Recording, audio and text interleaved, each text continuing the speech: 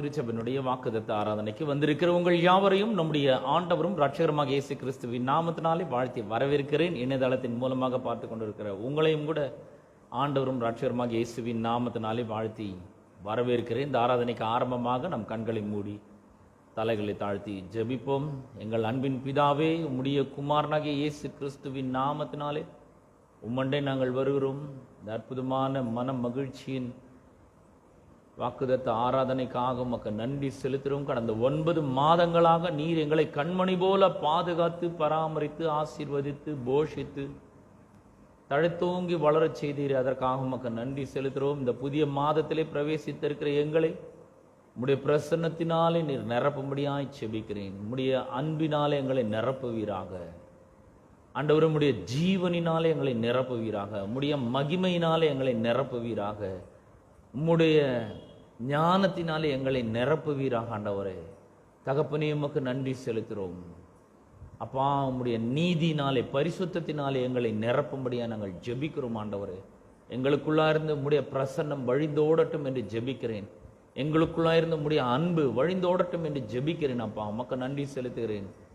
ஆண்டவரே, உம்மை துதிக்கிறேன். இந்த விசேஷ நாளை ஆண்டவரே உம்முடைய கரத்திலே நாங்கள் ஒப்பு கொடுக்கிறோம். நாங்கள் துதித்து ஆராதிக்க போகிறோம். பாடல்களை எல்லாம் நீர் ஆசீர்வதிக்கும்படியாய் நாங்கள் ஜெபிக்கிறோம். ஆண்டவரே, செய்தியின் வேலைக்காய் உமக்கு நன்றி செலுத்துகிறோம். வார்த்தை தெளிவோடும் அபிஷேகத்தோடும் வல்லமையோடும் இன்றைக்கு புறப்பட்டு செல்லட்டும். கேட்கிற மக்களுடைய இருதயங்களிலே என்றென்றைக்குமான மாற்றத்தை அது ஏற்படுத்தட்டும் என்று நான் ஜெபிக்கிறேன். தொடர்ந்து எங்களை ஆசீர்வதிப்பீராங்க. துதி கனம் மகிமை எல்லாவற்றும் ஒருவருக்கே நாங்கள் செலுத்துகிறோம். இயேசுவின் நாமத்தில் ஜெபிக்கிறோம் பிதா, ஆமீன்.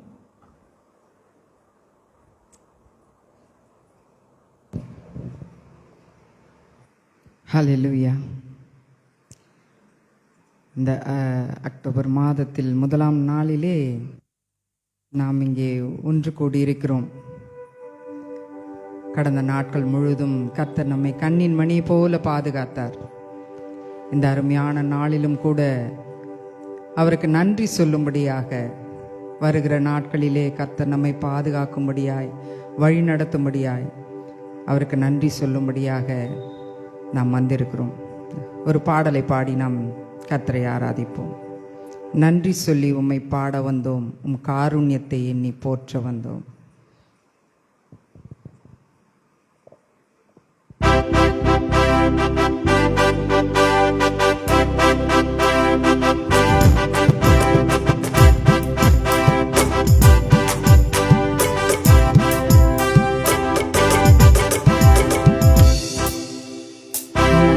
சொல்லி உம்மை பாட வந்தோம், உம் காருண்யத்தை எண்ணி போற்ற வந்தோம். நன்றி சொல்லி உம்மை பாட வந்தோம், உம் காருண்யத்தை எண்ணி போற்ற வந்தோம். வார்த்தையினால் நீ சொன்னதெல்லாம் கரங்களினால் இன்று நிறைவேற்றினீர். வார்த்தையினால் நீ சொன்னதெல்லாம் கரங்களினால் இன்று நிறைவேற்றினீர். நன்றி நன்றி சொல்வோம் உயிருள்ளவரை, ஒன்றும் குறையாமல் காத்திடும் நல்லவரை. நன்றி நன்றி சொல்வோம் உயிருள்ளவரை, ஒன்றும் குறையாமல் காத்திடும் நல்லவரை.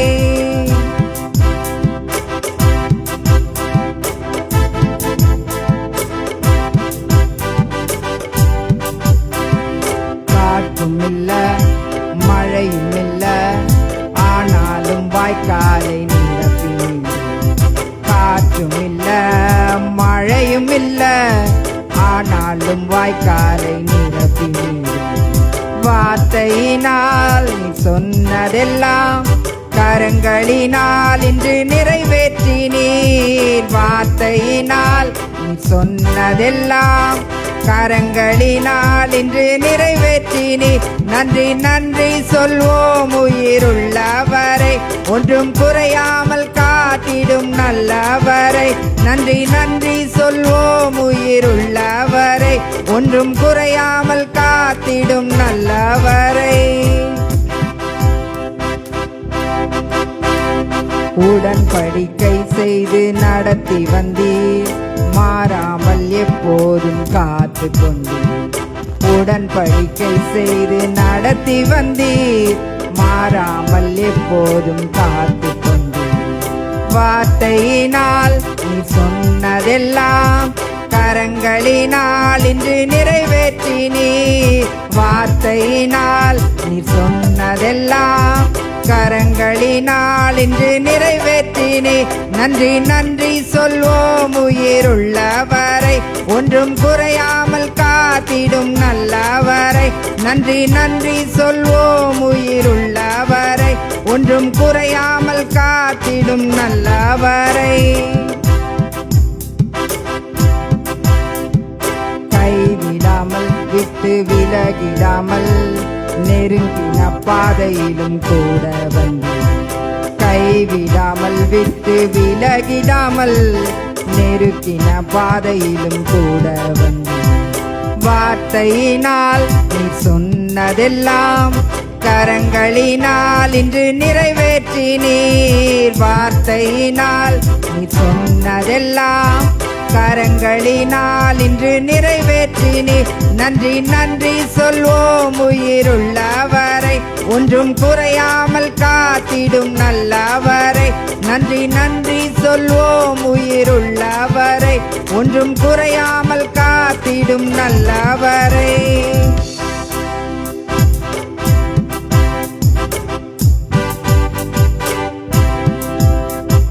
வெட்கப்பட்ட தேசத்திலே கீர்த்தியும் புகழ்ச்சியும் மாற்றினீர்.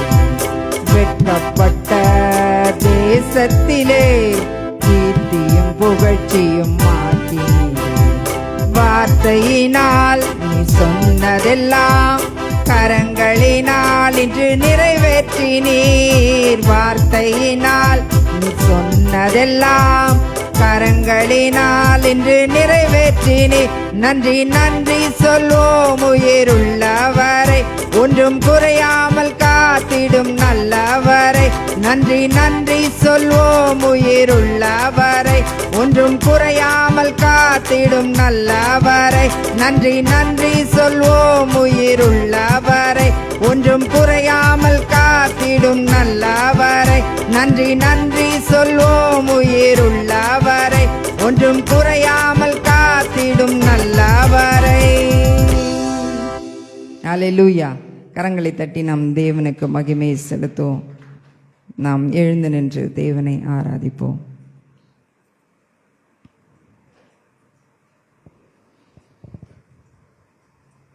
நம்முடைய தேவைகளை எல்லாம் சந்திக்கிற தேவன் அவர். யெகோவா ஈரே.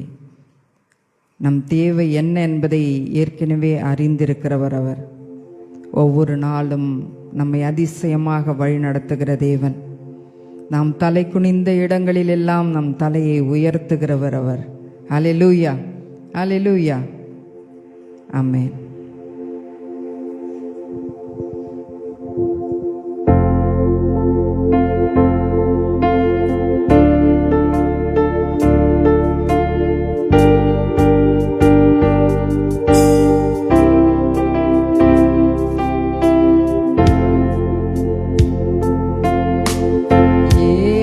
யெகோவாயீரே, எனக்கெல்லாம் நீரே, என் தேவை எல்லாம் சந்திப்பீர். யெகோவாயீரே, எனக்கெல்லாம் நீரே, என் தேவை எல்லாம் சந்திப்பீர். ஆராதனை ஆராதனை ஆராதனை உமக்கே. ஆராதனை ஆராதனை ஆராதனை உமக்கே.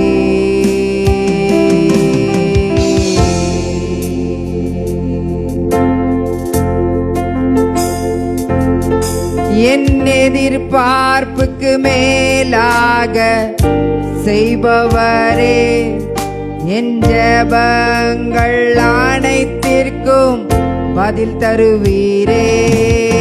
என் எதிர்பார்ப்புக்கு மேலாக செய்பவரே, என் ஜெபங்கள் அனைத்திற்கும் பதில் தருவீரே. யெகோவாயீரே, எனக்கெல்லாம் நீரே, என் தேவை எல்லாம் சந்திப்பீர்.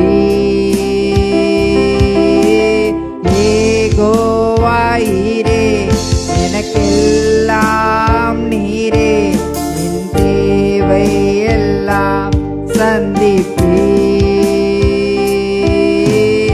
ஆராதனை ஆராதனை ஆராதனை உமக்கே.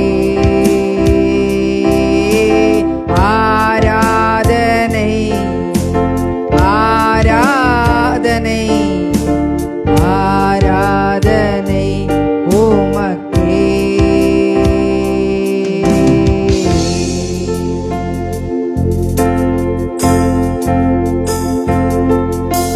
ஒவ்வொரு நாளும் அதிசயமாக போஷித்தீரே, தலை குனிந்த இடங்களிலெல்லாம் உயர்த்தி நீரே. ஒவ்வொரு நாளும் அதிசயமாக போஷித்தீரே, தலை குனிந்த இடங்களிலெல்லாம் உயர்த்தி நீரே. ஒவ்வொரு நாளும் அதிசயமாக போஷித்தீரே, நான் தலை குனிந்த இடங்களிலெல்லாம் உயர்த்தி நீரே. ஒவ்வொரு நாளும் அதிசயமாக போஷித்தீரே, நான் தலை குனிந்த இடங்களிலெல்லாம் உயர்த்தி நீரே. யெகோவாயீரே, எனக்கெல்லாம் நீரே, என் தேவை எல்லாம் சந்திப்பீர். யெகோவாயீரே, எனக்கெல்லாம் நீரே, என் தேவை எல்லாம் சந்திப்பீர். ஆராதனை ஆராதனை ஆராதனை உமக்கே. ஆராதனை ஆராதனை ஆராதனை உமக்கே.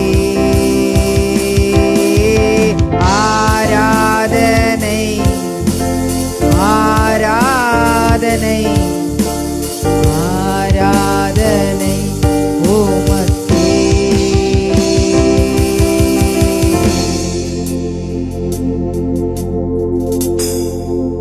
ஹல்லேலூயா. நன்றியோடு துதிக்கிறோம் அப்பா, ஸ்தோத்தரிக்கிறோம் ராஜா. அருமையான நாளுக்காய் நன்றி செலுத்துகிறோம் தகப்பனே. எங்கள் தேவைகளை எல்லாம் அறிந்திருக்கிற தேவன் அப்பா, எங்கள் ஜெபத்திற்கெல்லாம் பதில் கொடுக்கிற தேவன் நீர் ஆண்டவரே. எங்கள் எதிர்பார்ப்புக்கு மேலாய் செய்கிற தேவன் நீர் ஆண்டவரே. அப்பா, நாங்கள் தலை குனிந்த இடங்களில் எல்லாம் எங்கள் தலைகளை உயர்த்துகிறவரா அப்பா, உம்மை நன்றியோடு துதிக்கிறோம், ஸ்தோத்தரிக்கிறோம் ராஜா. நன்றி செலுத்துகிறோம். ஒவ்வொரு நாளும் எங்களை அற்புதமாய் அதிசயமாய் போஷித்து வழிநடத்தி வருகிற தேவனே, உம்மை நன்றியோடு துதிக்கிறோம், ஸ்தோத்தரிக்கிறோம். இந்த மாதம் முழுதும் நீர் எங்களை காத்து வழிநடத்தும்படியாய் நாங்கள் செபிக்கிறோம் தகப்பனே. எமக்கு ஸ்தோத்திரம். வந்திருக்கிற ஒவ்வொருவரையும் நீர் ஆசீர்வதிப்பீராக. ஆராதனை வேளையிலே உடைய பிரசன்னத்தினால் நீர் எங்களை நிறைத்தபடியால் உம்மை நன்றியோடு துதிக்கிறோம். வார்த்தையின் வேளை நீர் ஆசீர்வதித்து தரும்படியா நாங்கள் செபிக்கிறோம் தகப்பனே. வார்த்தையின் வேளையிலே வார்த்தையை பேச போகிற தாசனை மறைத்து ஆவியானவர் நீர் வெளிப்படும்படியாய் நாங்கள் செபிக்கிறோம். கர்த்தாவே, உம்மை நன்றியோடு துதிக்கிறோம். மீதியான வேளையை நீர் பொறுப்பெடுத்துக் கொள்வீராக. எல்லா துதி கன மகிமையா உமக்கு செலுத்துகிறோம். இயேசுவின் மூலம் செபிக்கிறோம் நல்ல பிதாவே, ஆமென்.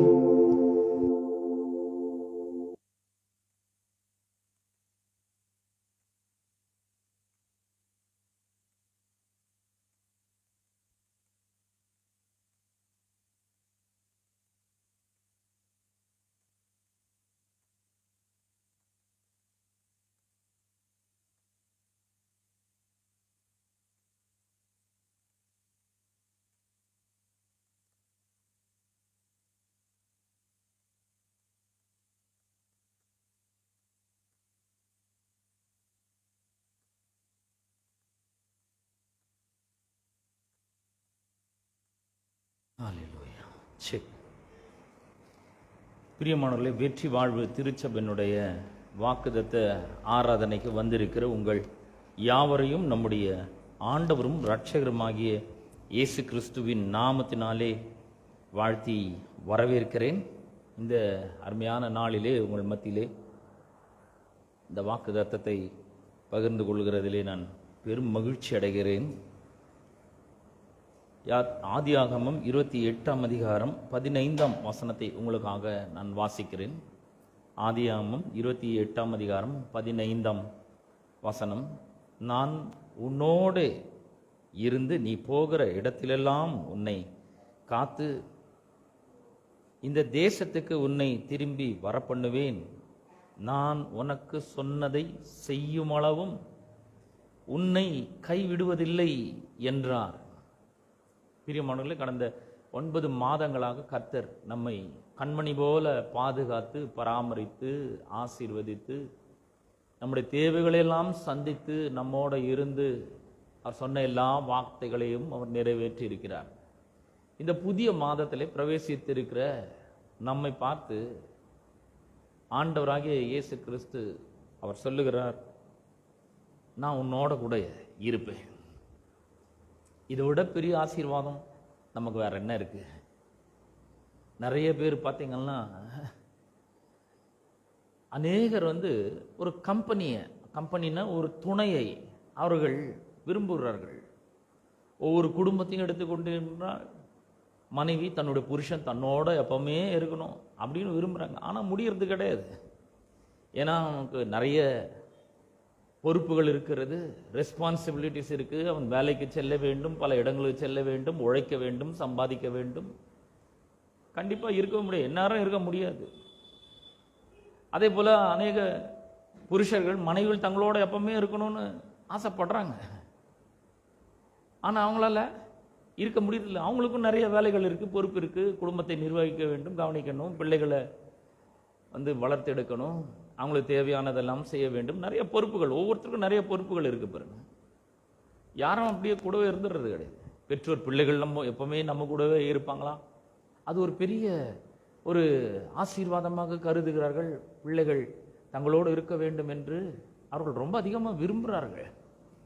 ஆனா இந்த உலகத்தில் வாழ்கிற நமக்கு நிறைய கடமைகள் இருக்கிறது, பொறுப்புகள் இருக்கிறது.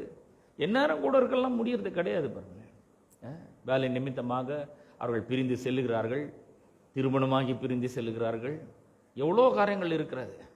அப்படிப்பட்ட நேரங்களில் அதனால தான் ஓன்னு அழுகுறாங்க. ஏன்னா அந்த பிரிவு தாங்க முடியல. இவ்வளோ நாள் ஒன்றா இருந்தாச்சு, இவ்வளோ வருஷங்கள் ஒன்றா வாழ்ந்தாச்சு, இப்போ எப்படி பிரிகிறது? ஐயோ, என் மகள் போறாளே, என் மகன் போறானே, என்னுடைய தாயின் தகப்பனும் போறாங்களே அப்படின்னு சில நேரங்களில் இந்த உலகத்தில் வாழும்போதே அப்படிப்பட்ட ஒரு பிரிவு வருகிறது. சில நேரங்களில் மரணம் பிரிக்கிறது. யாரையும் பார்த்து நான் எப்பவும் உன்னோட கூடவே இருப்பேன்னு சொல்லவே முடியாது. ஆனா கர்த்தர் சொல்றாரு, யாக்கோபை பார்த்து, அவனை பார்த்து சொல்றாரு, நான் உன்னோட கூட இருப்பேன். இந்த யாக்கோபனுடைய சூழ்நிலையை நீங்க கொஞ்சம் வேதாகமத்தில் வாசித்து பார்த்தீங்கன்னா, அவன் தன்னுடைய சொந்த குடும்பத்தை விட்டு பிரிந்து வருகிறான். ரொம்ப அன்பான ஒரு தாய், எல்லாவற்றையும் அவனுக்காக பார்த்து பார்த்து செய்கிறாள். அந்த தாயை விட்டு ஓடி வரான். அந்த தாய் தான் சொல்றான், மகனே நீ இங்க இருக்காத, ஒரே நாள்ல ஏன் நான் 2 பேரையும் இழக்கணும், ஏசாமியும் இழக்கணும், உன்னையும் இழக்கணும், வேண்டாம், நீ இங்க இருந்து உன் தாய் மாமா வீட்டுக்கு போயிடு, அங்க போ அப்படின்ற, நான் சொல்ற வரைக்கும் அங்கே இரு அப்படின்றா. ஏன்னா ஏதோ ஒரு சிக்கல் நடக்குதுங்க. ஏசாவனுடைய சேஷ்ட புத்திர பாகத்தை யாக்கோபு போய் வாங்கிடுறான். இந்த ஆசீர்வாதமெல்லாம் இவன் மேலே வந்துடுது.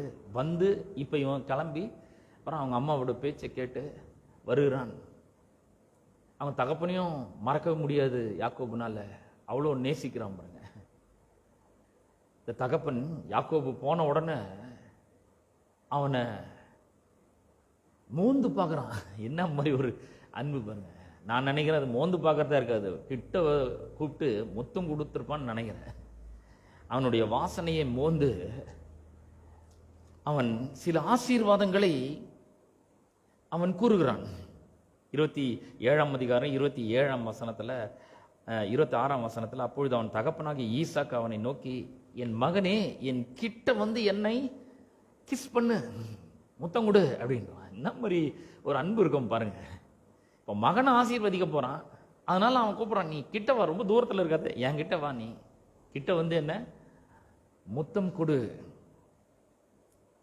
உடனே அவன் கிட்ட போய் அப்பாக்கு கட்டி அணைச்சி ஒரு முத்தம் கொடுக்கிறான். இந்த முத்தம் சொல்லும் பொழுது அது ஒரு முத்திரைக்கு அடையாளமாக இருக்கிறது. அப்பொழுது அவனுடைய வஸ்திரங்களின் வாசனையை மோந்து, இதோ என் குமாரனுடைய வாசனை கர்த்தர் ஆசீர்வதித்த வயல்வெளியின் வாசனை கொத்ததாய் இருக்கிறது. அந்த அந்த ஸ்மெல் வந்த உடனே மகன் கட்டி அணைத்து முத்தத்தை கொடுத்த உடனே உள்ள சந்தோஷத்தினால பொங்குகிறது. பொங்கி அவனை பயங்கரமா ஆசீர்வதிக்கிறான். நான் சொன்னது கர்த்தர் மட்டும்தான் அந்த மாதிரி நல்ல ஆசீர்வதிக்க முடியும். வயல்வெளியின் வாசனை போல இருக்கிறது. தேவன் உனக்கு வானத்து பனியையும் பூமியின் கொழுமையும் கொடுத்து, இந்த வாக்குத்தத்தம்லாம் அப்படியே நிறைவேறுது. இதெல்லாம் வந்து சாதாரணமான ஆசீர்வாதம் கிடையாது. வானத்து பனி அப்படின்னு சொல்லும் பொழுது தேவனுடைய வார்த்தையின் சத்தியத்தை குறித்த வெளிப்பாடு அது உனக்கு உண்டாகட்டும்ன்றான். சும்மா பனி பெஞ்சு என்ன பிரயோஜனம் இருக்கு? நல்லா யோசித்து பார்க்கணும். இதெல்லாம் எபிரேய மொழியே பார்த்தீங்கன்னா பிக்சர் லாங்குவேஜ். அந்த எழுத்தை பார்த்தாவே அதுக்கு ஒரு அது வந்து ஒரு சிம்பிள் லாங்குவேஜ். அது ஆலெஃப் பேத் அப்படின்னா, பேத்னா அது ஒரு வீடு. அந்த எழுத்தை பார்த்தா அது வீடுன்னு சொல்லிடலாம் கரெக்டா. கிம்மெல்னா அது ஒரு ஒட்டகம் மாதிரி, ஒட்டகத்தினோட கழுத்து மாதிரி இருக்கும், அவ்வளோதான். அந்த எழுத்தை பார்த்தா அந்த பிக்சர் சொல்லிடலாம். இங்க ஒரு சொல்றாரு, தேவன் உனக்கு வானத்து பனியை கொடுக்க வேண்டும். நான் கேட்கிறேன், யாக்கோபு இந்த வானத்து பனி வச்சு என்ன பண்ண போறாரு? அந்த பனியை பிடிக்க கூட முடியாது, கையிலையும் பிடிக்க முடியாது, பேக்லையும் வைக்க முடியாது. இது வந்து என்ன பண்றேன்னா ஒரு ஒரு பிக்சர் லாங்குவேஜில் பேசுறாரு. கடவுள் யாருன்னு உனக்கு வெளிப்படுத்தப்பட வேண்டும். கர்த்தர் தம்மை உனக்கு வெளிப்படுத்தணும், அவருடைய வார்த்தையை வெளிப்படுத்தணும், அதில் இருக்கிற சத்தியத்தை வெளிப்படுத்த வேண்டும் அப்படின்றாரு.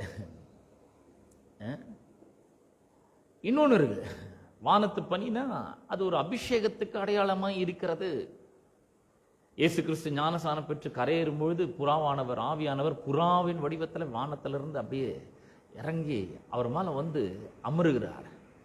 அப்போ யாக்கோபுக்கு ஈசாக்கு எப்படி ஆசீர்வதிக்கிறான்னா, கடவுளுடைய உன்னதமானவருடைய அபிஷேகம் மேலே வந்து இறங்கட்டோம்பா, அந்த அபிஷேகம் மேலே தங்கி இருக்கட்டும், அவருடைய பவர், அவருடைய வல்லமை உம்மால தங்கி இருக்கட்டும். அப்புறம் சொல்றாரு, வானத்து பனியும் பூமியின் கொழுமையும் கொடுத்து மிகுந்த தானியத்தையும் திராட்சை ரசத்தையும் தந்தருளுவாராக. அப்படின்னா ஏராளம் தாராளத்தை அவர் உனக்கு தருவாராக. எக்கச்சக்கமான ஆசீர்வாதங்களை அவர் உனக்கு தந்தருளுவாராக என்று அவனை ஆசீர்வதிக்கிறான் பாருங்க. கர்த்தருடைய அபிஷேகமும் மேல வந்து இறங்கணும், கடவுள் யார் என்றது உனக்கு வெளிப்படுத்தப்பட வேண்டும்.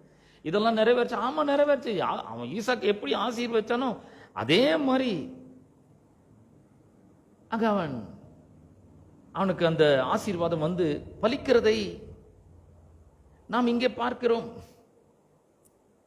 ஒரு முறை மட்டும் மறுபடியும் ஈசாக்கு யாக்கோபை ஆசீர்வதிக்கிறான். 28ஆம் அதிகாரம் 1ஆம் வசனத்திலிருந்து நாம வாசிக்கும் பொழுது ஈசாக்கு யாக்கோபை அழைத்து அவனை ஆசீர்வதித்து, யாக்கோபை எவ்வளவு பிடிக்குது பாருங்க கடவுளுக்கு. இந்த ஒரு மனுஷனை எடுத்து பெரிய ஆளாக்கின்னு அவர் முடிவு பண்ணிட்டாரு. ஏன்னா இப்ப 2 பேருக்குள்ள அனந்தம்பிங்களுக்குள்ள சண்டை வந்துடுச்சு. சண்டை வந்துட்டு இப்ப தம்பி பிரிஞ்சு போக போறான். அம்மா சொல்லிட்டாங்க, இங்க இருக்காத போ நீ அப்படின்னு. அப்ப அண்ணன் வந்து இவனை எப்படியாவது ஏதாவது ஒண்ணு பண்ணி ஆகணும். ஏன்னா என் ஆசீர்வாதத்தை இவன் திருடி இருக்கிறான். உண்மையில அவன் திருடல, அவன் அதை அலட்சியப்படுத்தினா இவன் வாங்கிக்கணும், அவ்வளவுதான். அப்ப மறுபடியும் ஈசாக்கு என்ன பண்றான், யாக்கோபை அழைக்கிறான். அழைத்து அவனை மறுபடியும் ஆசீர்வதிக்கிறான். இது எதை காண்பிக்கிறது? இந்த ஆசீர்வாதம் நிச்சயமா நிறைவேறும், இது தவறு போறதுக்கு வாய்ப்பே கிடையாது. இப்ப இங்க என்ன சொல்றனோ அது கண்டிப்பா உன் வாழ்க்கையில நடக்கும்பா அப்படின்னு கடவுள் உறுதியாக ஈசாக்கின் மூலமாக யாக்கோபுக்கு அவர் கொடுக்கிறார். அவனை ஆசீர்வதித்து சிலதெல்லாம் சொல்றாரு, இதெல்லாம் கட்டளையிடுறாரு. கட்டளையிட்டு 3ஆம் வசனத்துல அவர் சொல்றாரு, சர்வ வல்லமையுள்ள தேவன் உன்னை ஆசீர்வதித்து. நான் ஆசீர்வதிக்கிறதுலாம் என்ன இருக்குது, என்கிட்ட கொஞ்சம் நிலம் இருக்குது, கொஞ்சம் பணம் இருக்குது, அவ்வளவுதான். ஆடு மாடுகள்லாம் இருக்குது, வெள்ளி பொண்ணு இருக்கு, இது உனக்கு பத்தாது. கடவுளும் வாழ்க்கையில் வச்சிருக்கிற நோக்கங்கள் திட்டங்கள் ரொம்ப பெருசு. நான் உன்னை ஆசீர்வதிக்கிறது போலவே சர்வ வல்லமையுள்ள தேவன் உன்னை ஆசீர்வதித்து நீ பல ஜன கூட்டமாகும்படி உன்னை பலுகவும் பெருகவும் பண்ணி. என்ன மாதிரி ஒரு வார்த்தைகள் பாருங்க. நீ பல ஜன கூட்டமாகும்படி உன்னை பலுகவும் பெருகவும் பண்ணி. கடவுள் ஆரம்பத்திலிருந்து இதே தான் சொல்றாரு பாருங்க. ஆதியாகமம் 1ஆம் அதிகாரத்தில் என்ன சொன்னாரோ அதே தான் திரும்ப திரும்ப திரும்ப திரும்ப எல்லாருக்கும் சொல்லு வர்றாரு. இன்னைக்கு நம்மளுக்கும் அதை தான் சொல்றாரு. நீ நல்லா இருக்கணும், ஆசீர்வாதமா இருக்கணும், பலுகணும், பெருகணும், இதுக்கு நான் உன் கூட இருக்கிறேன். ஐ ஆம் வித் யூ ஃபார் எவர். எப்பவுமே நான் உன் கூட இருக்கிறேன். நான் உன்னை விட்டு விலக மாட்டேன், உன்னை கைவிட மாட்டேன். யார் வேணா உன்னை விட்டு போயிருக்கலாம், ஆனா நான் உன் கூட இருக்கிறேன். நீ ஒருவேளை உன் தாயின் தகப்பனை விட்டு உன்னுடைய உறவினர் வீட்டுக்கு போகலாம், ஆனா நான் உன் கூட இருக்கிறேன். என்னுடைய ஆசீர்வாதம் உன்னோட கூட இருக்கும். ஈசாக்கு சொல்றாரு, சர்வ வல்லமுள்ள தேவன் உன்னை ஆசீர்வதித்து நீ பல ஜன கூட்டமாகும்படி உன்னை பலுகவும் பெருகவும் பண்ணி. தேவன் ஆபிரகாமுக்கு கொடுத்ததும் நீ பரதேசியாய் தங்குகிறமான தேசத்தை நீ சுதந்திரித்துக் கொள்ளும்படி ஆபிரகாமுக்கு அருளிய ஆசீர்வாதத்தை உனக்கும் உன் சந்ததிக்கும் அருளுவாராக. நான் சொல்றேன், இந்த ஆசீர்வாதம் வெறும் நம்மளுக்கு மட்டும் கிடையாது. இன்னைக்கு நம்ம உயிரோடு இருக்கிறோம், வெறும் இது நமக்கு மட்டும் கிடையாது. கடவுள் என்னை பார்த்து இந்த வார்த்தையை சொல்லும் பொழுது எனக்கு என்னோட உடம்பெல்லாம் சிலிருக்குது. ஏன்னா எனக்கு மட்டும் இல்லை, என் பிள்ளைகளுக்கும் இந்த ஆசீர்வாதம், என் பிள்ளைகளின் பிள்ளைகளுக்கும் அந்த ஆசீர்வாதம், அவங்களுடைய பிள்ளைகளுக்கும் அந்த ஆசீர்வாதம், அந்த மாதிரி 1000 தலைமுறைகளுக்கு இந்த ஆசீர்வாதம் தொடர்கிறது. ஆமென். என்ன மாதிரி ஒரு எப்படி நம்ம நம்ம பிள்ளைகள் நம்ம பேரன் பேத்திங்களே அப்படிதான் நம்ம யோசிப்போம். இது என் பிள்ளை, அது நல்லா இருக்கணும், அது வாழ்ந்திருக்கணும், செழிப்பா இருக்கணும், ஆசீர்வாதமா இருக்கணும், கெட்டு போயிடக்கூடாது அப்படி நம்ம நினைக்கும். அப்புறம் நம்முடைய பிள்ளைகளின் பிள்ளைகளுக்கு அவங்களையும் நம்ம நேசிப்போம், ஆசீர்வதிப்போம். நான் சொல்றேன், இப்போ என் பிள்ளைகள் இருக்காங்க, என்னுடைய பிள்ளைகளின் பிள்ளைகள் வருவார்கள், அவங்களையும் நான் நேசிப்பேன். ஆனா 1000வது தலைமுறை எனக்கு என்ன தெரியும், நான் இருக்கவே மாட்டேன். ஆனா கர்த்தர் உண்மையுள்ள தேவன் சொல்றாரு, தம்பி 1000 தலைமுறைகளுக்கு நான் உயிருள்ள தேவன், நான் வாக்கு பண்றேன். நீ பலுகுவ பெருகுவ பல ஜன கூட்டமாவ, சர்வ பலமுள்ள தேவனுடைய ஆசீர்வாதம் உன்னோட கூட இருக்கும், அவரே உங்க கூட இருப்பாரு.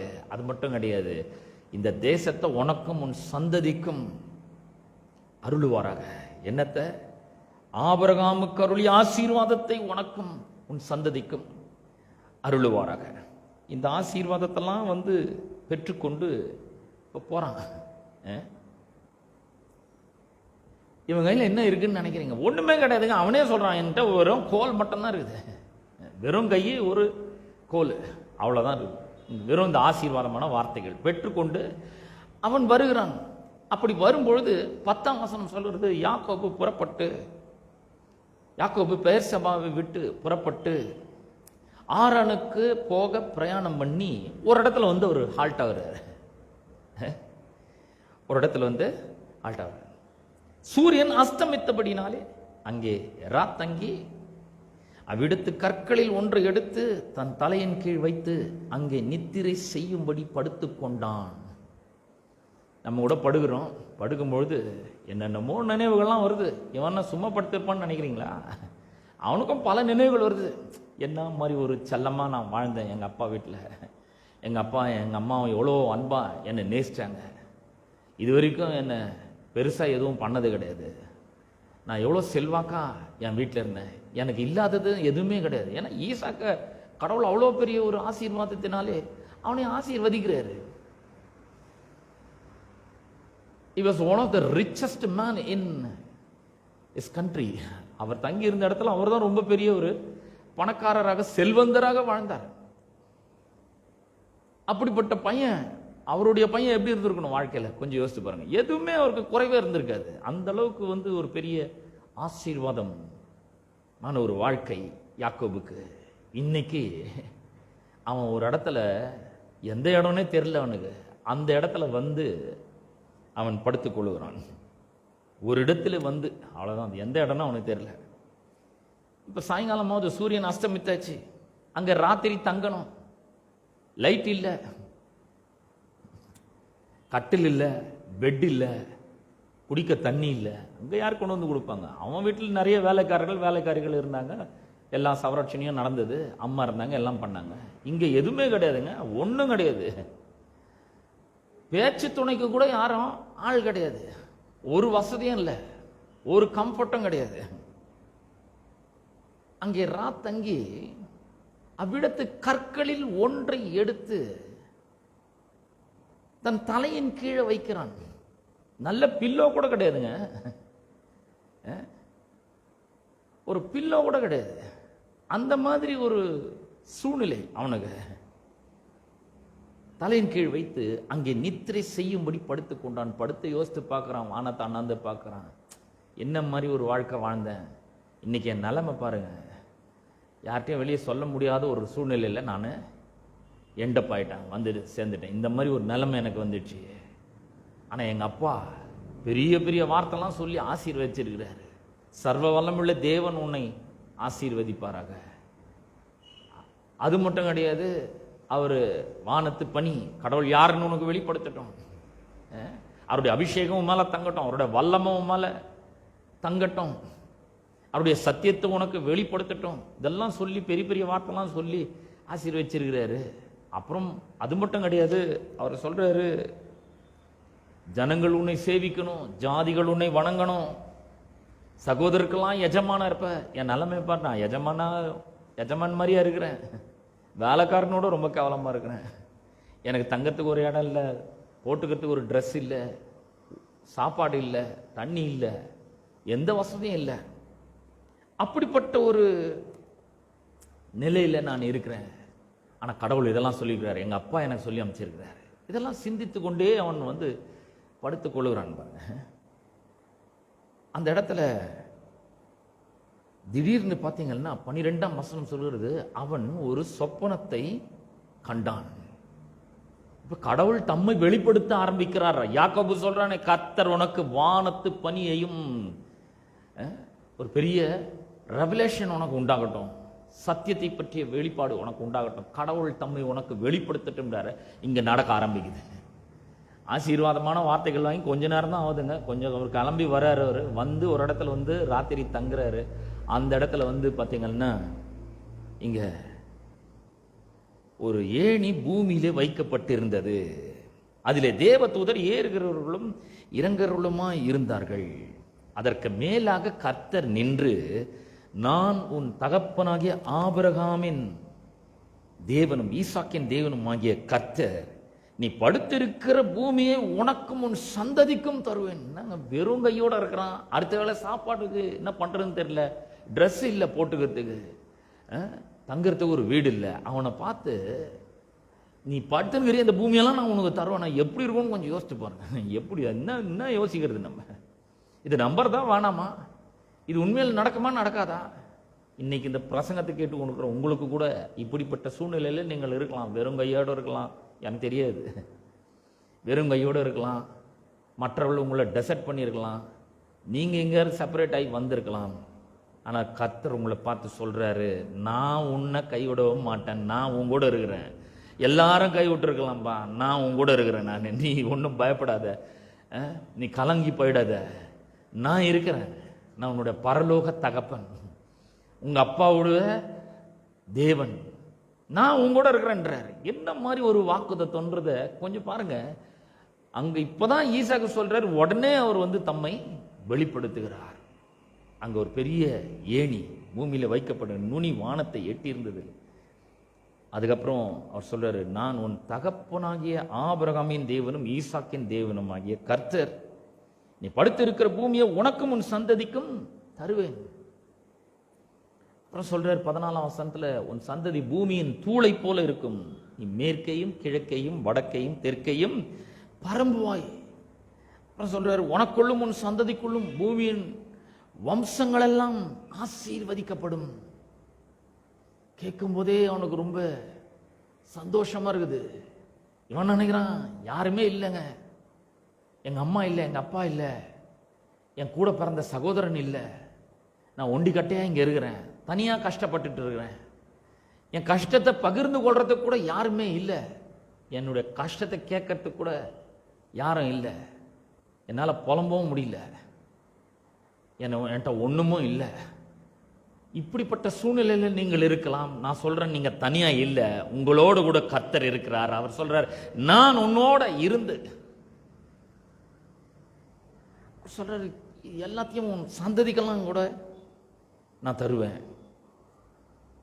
அப்புறம் சொல்றாரு, நீ பரம்புவாய், யூ வில் ஸ்ப்ரெட். அந்த மாதிரி ஒரு பெரிய ஆசீர்வாதத்தை அவர் தருகிறார். அப்புறம் சொல்றாரு, உனக்குள்ளும் உன் சந்ததிக்குள்ளும் இந்த பூமியில் உள்ள வம்சங்கள் எல்லாம் ஆசீர்வதிக்கப்படும். முதல்ல இவனே இவன் கையிலே ஒண்ணும் இல்லை, ஆனா இந்த சந்ததிக்குள்ள பூமியில் உள்ள வம்சங்கள் எல்லாம் ஆசீர்வதிக்கப்படும் சொல்லிட்டு தான் அவர் இப்ப சொல்றாரு, நான் உன்னோட இருந்து. ஃபர்ஸ்ட் இந்த ஒண்ணு இல்லாத வெறுங்கையோடு இருக்கிற இந்த யாக்கோபுக்கு கர்த்தர் என்ன வாக்கு பண்றாருன்னா, he promised his presence, I will be with you. முதல்ல நமக்கு கடவுளுடைய பிரசன்னம் நம்முடைய வாழ்க்கையிலே இருக்க வேண்டும். தேவ பிரசன்னத்தினாலே நிரம்பினவர்களாய் நாம் இருக்க வேண்டும். அது ரொம்ப முக்கியம் பாருங்க. அந்த பிரசன்னம் நமக்குள்ள வந்தாச்சுன்னா, அந்த பிரசன்னம் நமக்குள்ள நிரம்பிடுச்சுன்னா, வாழ்க்கையில எது போனாலும் எது வந்தாலும் நம்ம எதுக்குமே கவலைவே பட மாட்டோம். முகம் எப்பவுமே பிரகாசமா இருக்கும், எப்பவுமே சந்தோஷமா இருப்போம், ஒரு பெரிய மகிழ்ச்சி உள்ள ததும்பிக்கொண்டே இருக்கும். இந்த பிரசன்னத்தினால் நிரம்பணும். எப்படி நிரம்புறது? அவர் எங்க இருக்கிறாரோ அங்க அவரோட பிரசன்னம் இருக்குங்க. அவர் எங்க இருக்கிறாரு? பவுல் சொல்றாரு, கிறிஸ்துவானவர் மகிமையின் நம்பிக்கையாக உங்களுக்கு உள்ளதான் இருக்கிறாரு. அன்னைக்கு யாக்கோபுக்கு வெளியே இருந்து பேசிட்டு இருக்கிறார் ஆண்டவர், இன்னைக்கு நமக்கு அவர் உள்ளவே வந்துட்டாரு. அவர் சொல்றாரு, நான் உங்களுக்குள்ளே உள்ள உலாவி உங்கள் தேவனாய் இருப்பேன், நீங்கள் என் ஜனங்களாய் இருப்பீர்கள். அப்படியே சொல்றாரு, உள்ள வந்தாச்சு இப்போ. இப்படிப்பட்ட ஒரு ரெவலேஷன், இப்படிப்பட்ட ஒரு வெளிப்பாடு நமக்கு இருக்கணும். கடவுள் உள்ள இருக்கிறாருங்க, அவருடைய பிரசன்னம் உள்ள இருக்கு. அவருடைய பிரசன்னத்தில் என்ன இருக்கு? சங்கீதக்காரனாகிய தாவீது சொல்றான் 16ஆம் சங்கீதத்துல 10-11 வசனத்துல, அவருடைய சமூகத்திலே பேரானந்தம் உண்டு. உள்ள பிரசன்னம் இருந்தா முகம் ரொம்ப சந்தோஷமா இருக்கும், பதட்டமா இருக்காது, பயம் இருக்காது, கவலை இருக்காது. பிசாசு பாருங்க, எப்பவுமே நம்ம இந்த கவலையிலேயே மூழ்கிடணும்ன்ற அவன் திட்டம் எடுக்கிறான். அவனுடைய தந்திரங்கள் எப்படி பாருங்க, இந்த பிரசன்னத்தை அனுபவிக்க விடுறது கிடையாது. உள்ளதான் இருக்கிறாரு, ஆனா இந்த பிரசன்னத்தை பத்தி ஒரு பெரிய ஒரு அக்கறை இல்லாதவர்களாக இருக்கிறோம். இந்த பிரசன்னத்தை அலட்சியப்படுத்துகிறோம். நான் சொல்றேன், இந்த பிரசன்னத்துல வாழ ஆரம்பிக்கணும். இப்ப நம்ம உள்ள இருக்கிற இந்த பிரசன்னத்தினால வாழ ஆரம்பிக்கணும். அது நிரம்பி வழிய வைக்கணும். அதுல வாழ்ந்து பாருங்க, அந்த வாழ்க்கையே தனிதான். அவ்வளோ பெரிய ஒரு மகிழ்ச்சி, ஒரு சந்தோஷம், இயற்கைக்கு அப்பாற்பட்ட ஒரு பெரிய சந்தோஷம், நம்மளை விட்டு எடுத்து போட முடியாத ஒரு பெரிய சமாதானம் உள்ள வந்துடும். இவ்வளோ பாருங்க, எவ்வளோ பிரச்சனை வாழ்க்கையில. யாக்கோபுக்கு சொந்த வீட்டை விட்டு போறாங்க. இனி அவன் எங்க போவான்னு எப்படி போவான்னு எதுவுமே தெரியல. என்ன நடக்கும், போறேன், வேலை கிடைக்குமா, கல்யாணம் ஆகுமா, எதுவுமே தெரியல. ஆனா அந்த ஆசீர்வாதம் மட்டும் இருக்குது. நான் சொல்றேன், இந்த ஆசீர்வாதம் ரொம்ப ரொம்ப பெருசுங்க. அவர் சொல்றாரு, உங்க கூட நான் இருப்பேன். அப்புறம் சொல்றாரு, ப்ரொடெக்ஷனை ப்ராமிஸ் பண்றாரு. ஃபர்ஸ்ட் பிரசன்ஸ், அப்புறம் ப்ரொடெக்ஷன். ப்ரொடெக்ஷன்னா எங்க போனாலும் நான் உன்னை பாதுகாப்பேன், எங்க போனாலும் நான் உங்களோட இருப்பேன், நான் உன்னை பாதுகாப்பேன். கொஞ்சம் யோசித்து பாருங்க, யாக்கோபுடைய வாழ்க்கை கொஞ்சம் யோசித்து பாருங்க. இவனுக்கு எதிர்காலம்னா என்னன்னே தெரியல, அவன் கண்ணுக்கு ஒண்ணுமே தெரியல, எல்லாமே இருட்டா இருக்குது. வேலை கிடைக்குமா, வருமானம் வருமா, யாராவது சேர்த்துப்பாங்களா, எதுவுமே தெரியாது. அந்த மாதிரி ஒரு சூழ்நிலையில அவன் இருக்கிறான். இப்போ கடவுள் அவனுக்கு டிவைன் ப்ரொடெக்ஷனை வாக்கு பண்ணுகிறார். ஃபர்ஸ்ட் டிவைன் பிரசன்ஸ், கடவுளுடைய பிரசன்னம். ரெண்டாவது கடவுளுடைய பாதுகாப்பு.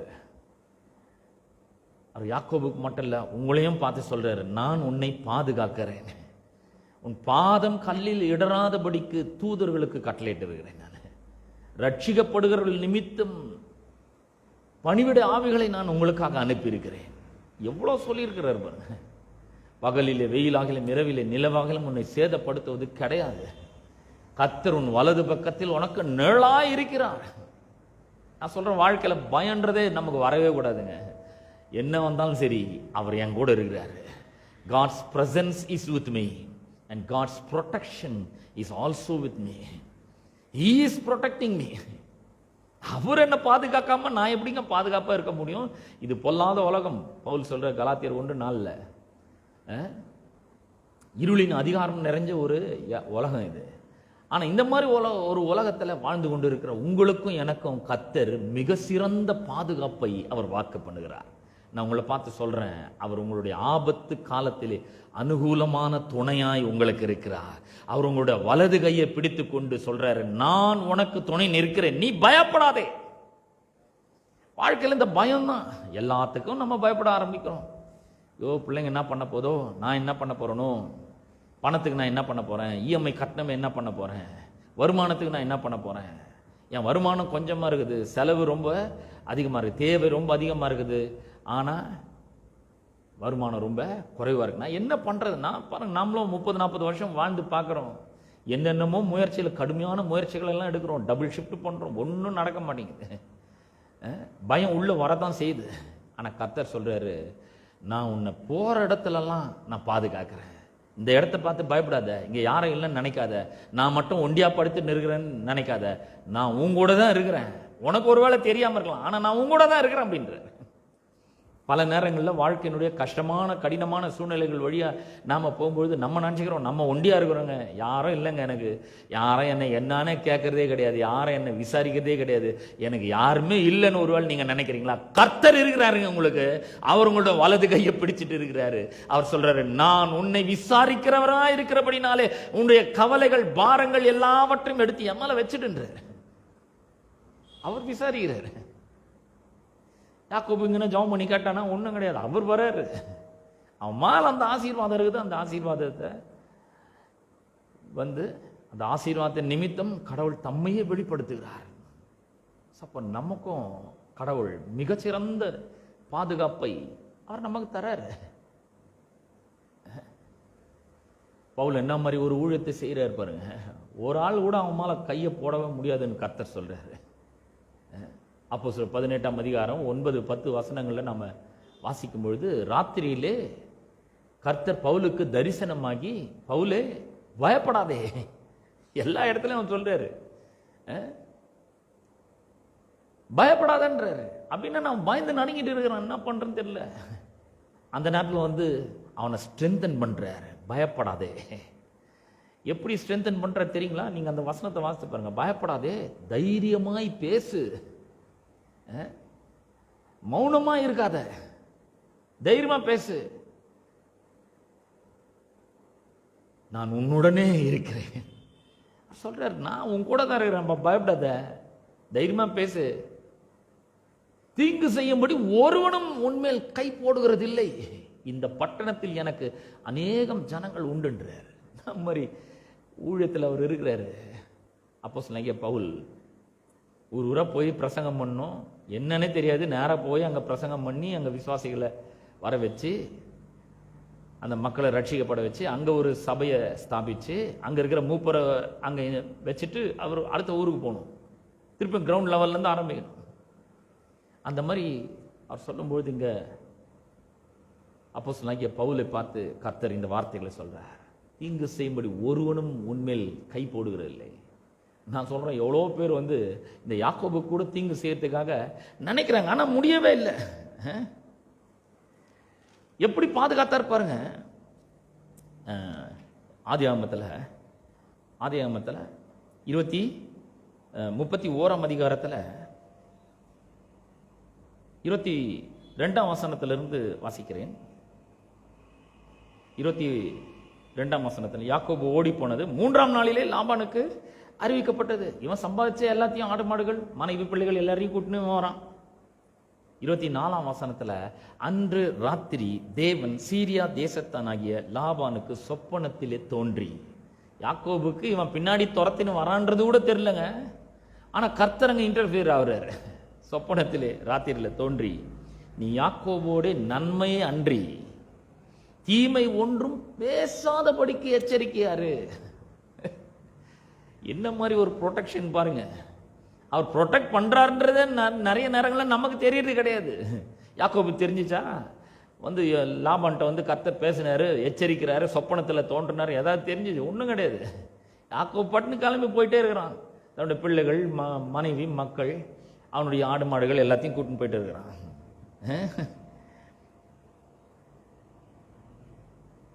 29ஆம் வசனத்துல லாபான் யாக்கோபு வந்து பார்த்து சொல்றான், உங்களுக்கு பொல்லாப்பு செய்ய எனக்கு வல்லமை உண்டு. யாக்கோபு ஒன்றும் பவர் இல்லாத ஆள் கிடையாது.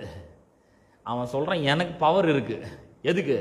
உங்களுக்கு தீமை செய்யறதுக்கு, உங்களுக்கு பொல்லாப்பு செய்யறதுக்கு எனக்கு பவர் இருக்கு. I have all the power to destroy you. சாகடிக்கிறதுக்கு கூட எனக்கு வல்லமை இருக்குதுன்றான். ஆகிலும் எனக்கு இருக்கு வல்லமை, ஆனா என்னோட பெரிய வல்லமை ஒண்ணு இருக்குது. ஆகிலும் உங்கள் தகப்பனுடைய தேவன் நீ யாக்கோபோட நன்மை அன்றி தீமை ஒன்றும் பேசாதபடிக்கு எச்சரிக்கையா இரு என்று நேத்து ராத்திரி என்னோட சொன்னார். என்ன மாதிரி ஒரு ப்ரொடெக்ஷன் பார்த்தீங்களா? நிறைய நேரங்களில் கர்த்தர் தான் நம்மளை பாதுகாக்கிறார், நமக்கு தெரியறதே கிடையாதுங்க. எவ்வளோ தீமையில இருந்து என்ன பாதுகாத்து இருக்கிறாரு, எவ்வளோ பொல்லாப்புல இருந்து என்ன பாதுகாத்து இருக்கிறாரு. ஏன்? நான் ரொம்ப நல்லவன்றதுனாலயா? இல்லை, நான் ஆபிரகாமின் சந்ததி. இயேசு கிறிஸ்து எனக்குள்ள இருக்கிறார், அவருடைய வல்லமையான பிரசன்னம் எனக்குள்ள இருக்குது. எனக்கு தீங்கு செய்யும்படி பிளான்லாம் போடலாம், ஆனால் அதெல்லாம் வாய்க்கவே வாய்க்காது. ஒரு ஆள் கூட உன் மேலே கை போட முடியாதுன்றாரு. இயேசு கிறிஸ்துவ ஒரு முறை ஒரு மலை உச்சியிலிருந்து தள்ளிடணும்னு மக்கள்லாம் சேர்ந்து டிசைட் பண்ணிட்டாங்க ரகசியமா. இவர் மலை உச்சியில் நின்று இருக்கிறாரு. அங்கன்னு தள்ளி விடணும்னு பார்த்தாங்க. ஆனா நடந்தது என்ன தெரியுங்களா? அவங்க நடுவுலயே அவர் கடந்து போனார். எவனும் ஒண்ணு அப்படியே சில மாதிரி நின்ட்டான்.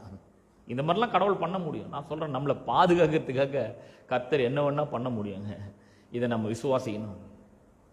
அவர் சொல்ற, நான் உன் கூட இருக்கிறேன், போற இடத்துலலாம் நான் உன்னை பாதுகாக்கிறேன், இந்த தேசத்துக்கு உன்னை திரும்பி வர பண்ணுவேன் அப்படின்னு. என்ன இப்போ எங்க போறதுன்னு தெரியாம கிளம்பி போறான், ஆனா மறுபடியும் திரும்ப உன்னை வர பண்ணுவேன். எப்படி? சும்மா வெறுங்காயிட வருது, வெறுங்காயிட போய் வெறுங்காயிட வருது இல்ல.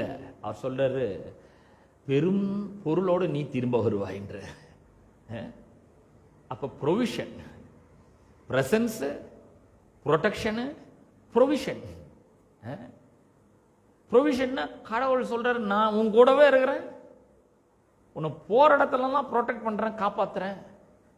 அதுக்கப்புறம் உன் தேவைகளை எல்லாம் நான் சந்திக்கிறேன். இன்னைக்கு நீ வெறுங்கையோடு இருக்கலாம், ஆனா என்னைக்கும் நீ வெறுங்கையோடு இருக்க போறது கிடையாது. நான் சொல்றேன், என்ன நம்பு, என்ன விசுவாசி, என்ன உன்னுடைய வாழ்க்கையில முதல்ல வை, எனக்கு மரியாதை கொடு, என்ன கொஞ்சம் ரெஸ்பெக்ட் பண்ணு. பாத்தீங்களா, ரெஸ்பெக்ட் இருக்காது, யாருக்கிட்டையுமே ரெஸ்பெக்ட் இருக்காது. கடவுள் சொல்ற, என்ன ரெஸ்பெக்ட் பண்ணுப்பா, முதல்ல என்ன மதி. ஞாயிற்றுக்கிழமைனா வா, சர்ச்சுக்கு வா, அதான் என்ன மதிக்கிறேன்னு அர்த்தம். வாழ்க்கையில என்ன முதல்ல வச்சிருக்கிறன்றதுக்கு அடையாளமே முதல்ல நீ என் பிரசன்னத்தில் வரணும், என் சமூகத்துக்கு வரணும். ஞாயிற்றுக்கிழமை அவருக்குன்னு ஒதுக்கணும், அதுல வேற எந்த வேலையும் செய்ய மாட்டாங்க, இன்னைக்கு சர்ச்சுக்கு போனோம், அவ்வளவுதான். அதான் ரெஸ்பெக்ட். அவர் சொல்றாரு, முதல்ல என்ன மதி, என்னை வந்து கனம் பண்ணு, நான் உன் கூடவே இருக்கிறேன், என்னோட பிரசன்னத்தினால் நிரப்புறேன், என்னுடைய பாதுகாப்பை உனக்கு தரேன், உன்னை நான் பராமரிக்கிறேன். இன்னைக்கு நீ வெறுங்கையோட இருக்கலாம், ஆனா உன்னை திரளா பெருக பண்றேன், நான் அதிகமா பலுக பண்றேன், பெருக பண்றேன். அப்பா சொன்னார்ல, சர்வ வல்லமுள்ள தேவன் உன்னை ஆசீர்வதித்து உன்னை பல ஜன கூட்டமாக்கி நீ பலுகவும் உன்னை பலுகவும் பெருகவும் பண்ணுவாராகன்னு சொல்லிக்கிறாரு. இதெல்லாம் நான் பாத்துக்கிறேன், நீ இதெல்லாம் எப்படி ஆகணும்லாம் நீ யோசிக்காத. யாக்கோபுக்கு ஒரே ஆச்சரியம், வெறும் கையும் இருக்காங்க, அடுத்த வேளை சாப்பாடு எங்கேருந்து வரும்னு தெரியல. இவர் பார்த்தீங்கன்னா நான் ஒரு பல ஜன கூட்டமாவன்னு சொல்றாரு, சந்ததிகளுக்கு இந்த வம்சத்தை தரன்றார், இந்த பூமியில இருக்க இந்த படுத்துன்னு இருக்கிற பூமியை தரன்றார். என்ன இதெல்லாம் எப்படிங்க நடக்கும்? இதெல்லாம் எப்படி நடக்கும்னா நம்மளுக்கு தெரியாதுங்க. பைபிள்லேயே அப்படிதான் சொல்லுகிறது. நம்ம என்ன பண்றோம், இது எப்படி நடக்கும்னு நம்ம யோசிக்கிறோம். இது எப்படி நடக்கும்? நம்மளுக்கு வர வருமானம் இவ்வளோ தானே, நம்ம இந்த வேலையை தானே செய்கிறோம், இவ்வளோ தானே வருமானம் வருது, வாடகை இவ்வளோ, கரண்ட் பில் இவ்வளோ, இஎம்ஐ போது இவ்வளோ, வட்டிலாம் இவ்வளோ கட்டுறோம், மீதி ஒன்றுமே கிடையாது. இதை வச்சு எப்படி நடத்த, எப்படி குடும்பத்தை நடத்த நம்ம அது தெரியணும். அவர் சொல்ல தெரியாது உனக்கு, போ எப்படி நடத்தணும் தெரியும். ஆனால் என்ன நம்பினியா, என்ன மதிச்சினியா, என்ன கனம் பண்ணினியா, எனக்கு உன் வாழ்க்கையில் முதல் இடத்தை கொடுத்தனியா, நீ பழுகிறதையும் பெருகிறதையும் ஆசீர்வாதமா இருக்கிறதையும் நான் பார்த்துக்கிறேன், நீ ஒன்றும் கவலைப்படாத.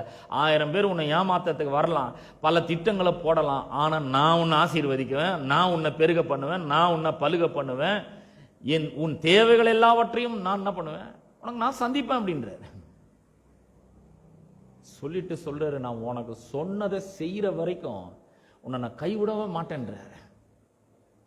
இவ்வளோ பெரிய ஆசீர்வாதத்தை கொடுத்தாரு. இந்த யாக்கோபுக்கு என்ன ஆச்சுன்னா, இவன் நேராக போறான். போன உடனே அந்த இடத்துல நாம பார்க்கும்பொழுது 16ஆம் வசனத்துல, யாக்கோபு நித்திரை தெளிந்து விழித்த போது, இப்போ தூக்கலாம் போயிடுது.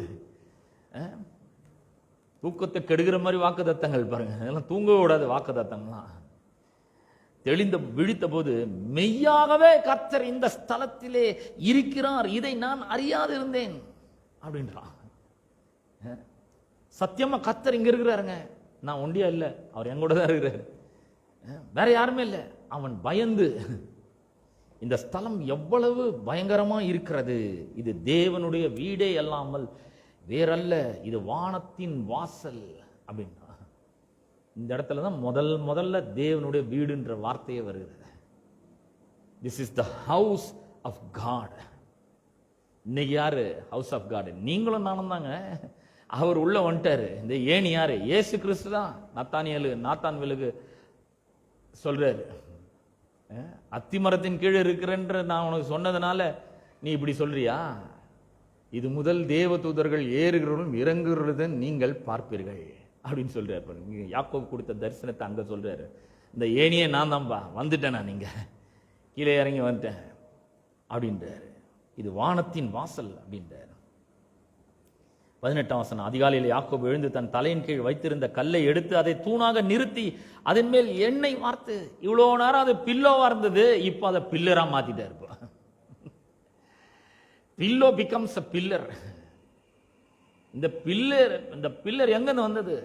ஆபிரகாம் இதே இடத்துல தான் அங்க ஆபிரகாம் தேவனை தொழுது கொள்கிறான். அந்த கல்லெல்லாம் எடுத்து வச்சு தூணை நிறுத்தி அது மேல எண்ணெயை வார்த்து ஆபிரகாம் தேவனை தொழுது கொள்ளணும். அந்த இடத்துல தான் இங்க யாக்கோபும் வருகிறான். யாக்கோபு அந்த கல்லை தான் எடுத்து தலைக்கு வைக்கிறான். இப்ப அந்த கல்லை எடுத்து தூணா நிறுத்துகிறான். இந்த தூண் அப்படின்னு சொல்லும் பொழுது பார்த்தீங்கன்னா, இந்த திருச்சபையை தான் சத்தியத்திற்கு தூணும் ஆதாரமாய் இருக்கிற என்று அப்போஸ்தலனாகிய பவுல் சொல்கிறார். இந்த சபையின் மேலதான் இந்த அபிஷேகத்தை வைத்திருக்கிறார். அன்னைக்கு யாக்கோபு மேல இந்த அபிஷேகம் இருந்தது, இன்னைக்கு சபையின் மேல இதே அபிஷேகம் இருக்கிறது. அவருடைய பிரசன்னம், அவருடைய பாதுகாப்பு, அவருடைய பராமரிப்பு, தேவைகள் சந்திக்கப்படுகிறது. அப்புறம் அவருடைய ப்ராமிஸ், நான் சொன்னதை செய்கிற வரைக்கும் நான் உன்னை கைவிடவே மாட்டேன். இதெல்லாம் முடிச்சுட்டு வரும்பொழுது அவன் நேராக போய் அவங்க மாமாவுடைய மகளை சந்திக்கிறான். ரொம்ப அற்புதமான ஒரு சந்திப்பு. 29ஆம் அதிகாரம் இதில் நம்ம வாசிக்கும் பொழுது, அங்கே வயல்வெளியிலே ஒரு கிணற்றையும், 2ஆம் வசனம், யாக்கோபு பிரயாணம் பண்ணி கீழ்த்திசையரின் தேசத்தில் போய் சேர்ந்தான். அங்கே வயல்வெளியிலே ஒரு கிணற்றையும் அதன் அருகே மடக்கி இருக்கிற 3 ஆட்டு மந்தைகளையும் கண்டான். அந்த கிணற்றிலே மந்தைகளுக்கு தண்ணீர் காட்டுவார்கள். அந்த கிணற்றின் வாய் ஒரு பெரிய கல்லினால் அடைக்கப்பட்டிருந்தது. அவ்விடத்தில் மந்தைகளெல்லாம் சேர்ந்த பின் கிணற்றின் வாயில் இருக்கும் கல்லை மேய்ப்பர் புரட்டி ஆடுகளை தண்ணீர் காட்டி மறுபடியும் கல்லை முன்னிருந்தபடி கிணற்றின் வாயில் வைப்பார்கள். அதெல்லாம் விசாரிக்கிறான்ப்பா, எங்கேருந்து வரீங்க அப்படின்னு. அப்போ 6ஆம் வசனத்தில் நம்ம பார்க்கும்பொழுது லாபானை பற்றிலாம் விசாரிக்கும் பொழுது அதோ ராகேல், அவன் குமாரத்தியாகிய ராகேல் அதோ ஆடுகளை ஓட்டி கொண்டு வருகிறாள் என்று சொன்னார்கள். அப்பொழுது அவன் இன்னும் வெகு பொழுது இருக்கிறதே, எதுக்கு இவ்வளோ சீக்கிரம் மந்தையெல்லாம் கொண்டு வரீங்க, தண்ணீரை காட்டி இன்னும் மேய விடலாம் சொல்லும் பொழுது, இல்லை அந்த மாதிரிலாம் கிடையாது, இங்கே வேற மாதிரி மெத்தடு, எல்லாம் வந்த பிறகுதான் கல்லை புரட்டுவார்கள் அப்படின்றாங்க. அப்படி பேசிட்டே இருக்கும்போது ராகேல் ஆடுகளை ஓட்டி கொண்டு வருகிறாள். 10ஆம் வசனத்துல நாம பார்க்கும்பொழுது, யாக்கோபு தன் தாயின் சகோதரனான லாபானுடைய குமாரத்தியாகிய ராகேலையும் தன் தாயின் சகோதரனாகிய லாபானின் ஆடுகளும் கண்டபொழுது, யாக்கோபு போய் கிணற்றின் வாயில் இருந்த கல்லை புரட்டி தன் தாயின் சகோதரனாகிய லாபானின் ஆடுகளுக்கு தண்ணீர் காட்டினாள். ஒன்றும் பண்ணல. இந்த அம்மா ஒரே ஒரு லுக்கு தான், ஒரே ஒரு பார்வை. யாக்கோபு ஒரு பார்வை பார்த்தார்கள், அவ்வளவுதான். என்ன நடந்துச்சுன்னே தெரியல. இவருக்கு ஒரு மிலிட்டரி பவர் மாதிரி வந்துட்டு, ஒன் மேன் ஆர்மி மாதிரி ஆயிட்டாரு. போய் ஒரே புரட்டில் கல்லை புரட்டி தள்ளுறாரு. அந்த அளவுக்கு ஒரு பெரிய சக்தியும் வல்லமையும் அவருக்கு எங்கேருந்து தான் வந்ததோ தெரியல. அது மட்டும் கிடையாது, தண்ணீரை காமிச்சிட்டு அங்கே போயிட்டு பின்பு யாக்கோபு ராகேலை முத்தம் செய்து சத்தமிட்டு அழுது, என்ன மாதிரி ஒரு ரொமான்ஸ் நடக்குது பாருங்க. அந்த அளவுக்கு அந்த ஒரு பார்வை அவன் அந்த அளவுக்கு ஒரு பெரிய சக்திமானாவே மாத்திடுச்சு. அந்த அளவுக்கு ஒரு பெரிய ஒரு சம்பவம் அங்க நடக்கிறது. அந்த சீனே பார்த்தீங்கன்னா ரொம்ப உணர்ச்சி பூர்வமான ஒரு சீனா இருக்குது. தன்னுடைய கனவு பெண்ணை பார்த்துட்ட மாதிரி ஆயிடுச்சு அவனுக்கு. அந்த மாதிரி ஒரு சூப்பர் சார்ஜ் வந்துடுச்சு அவனுக்கு. அவ்வளோ பெரிய ஒரு ஹெவி ஸ்டோனையே புரட்டி தள்ளுற அளவுக்கு அவனுக்கு ஒரு பெரிய ஒரு சக்தி வந்தது. அதுக்கப்புறம் அந்த தண்ணீரை காட்டுகிறான். அதுக்கப்புறம் ஒரு பெரிய பாச போராட்டங்க நடக்குது. சத்தமிட்டு அழுகிறான், முத்தமிடுகிறான். அது ஆங்கில வேதம் சொல்றது பேஷனேட் டியர்ஸ். பாசம் பொங்கி வழியுது. நம்ம அனாதை கிடையாது, நமக்கு ஒரு குடும்பம் இருக்கு, நம்மளை நேசிக்கிறதுக்கு ஒரு ஆட்கள் இருக்காங்க, கரெக்டாக ஆண்டவர் கொண்டு சேர்த்திருக்கிறார் அப்படின்னு சொல்லி அவனுக்கு ஒரு பெரிய ஒரு ஆதரவு அவனுக்கு கிடைக்குது. அதே போலதான் பாருங்க,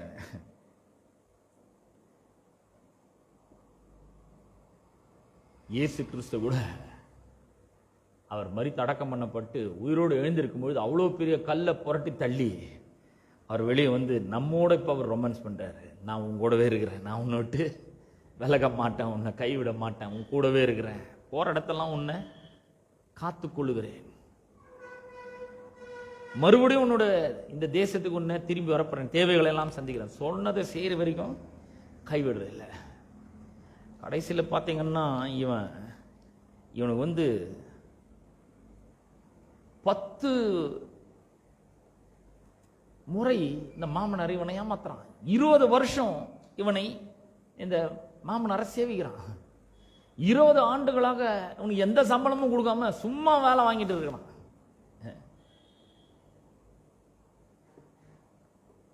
பயங்கரமா வேலை வாங்குறான் பாருங்க.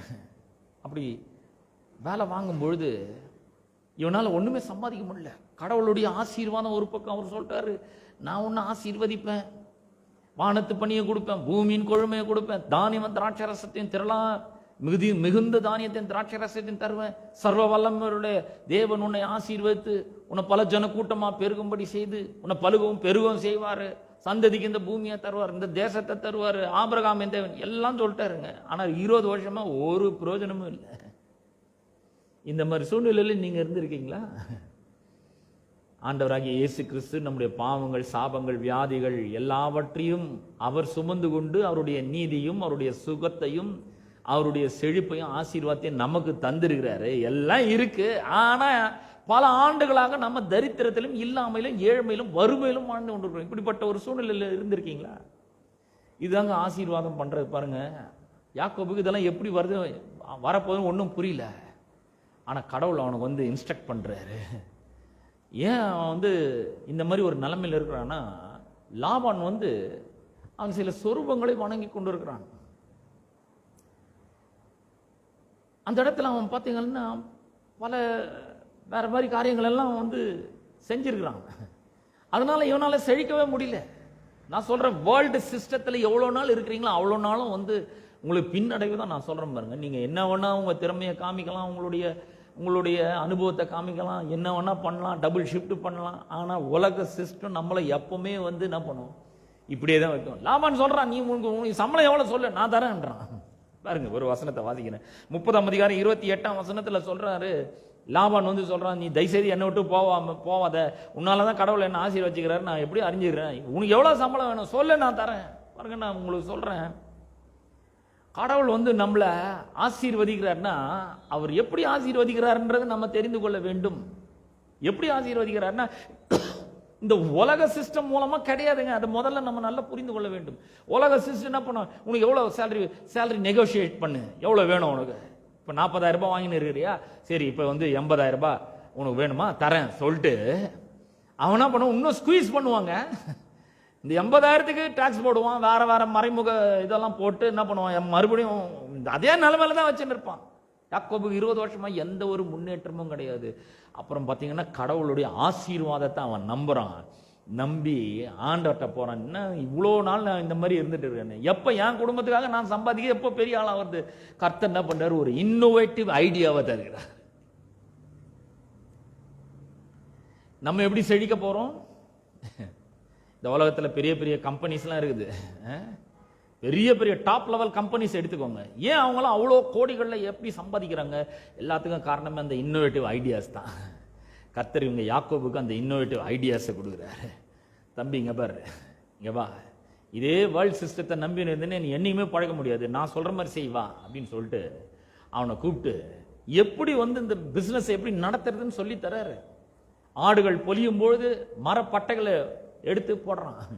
இப்போ யாக்கோபுக்கு நல்லா தெரியுது. நான் இப்ப சம்பளம் என்னங்கன்னு இப்ப நான் சொல்றேன், சம்பளத்தை சொல்றான் பாருங்க. போயிட்டு எப்படி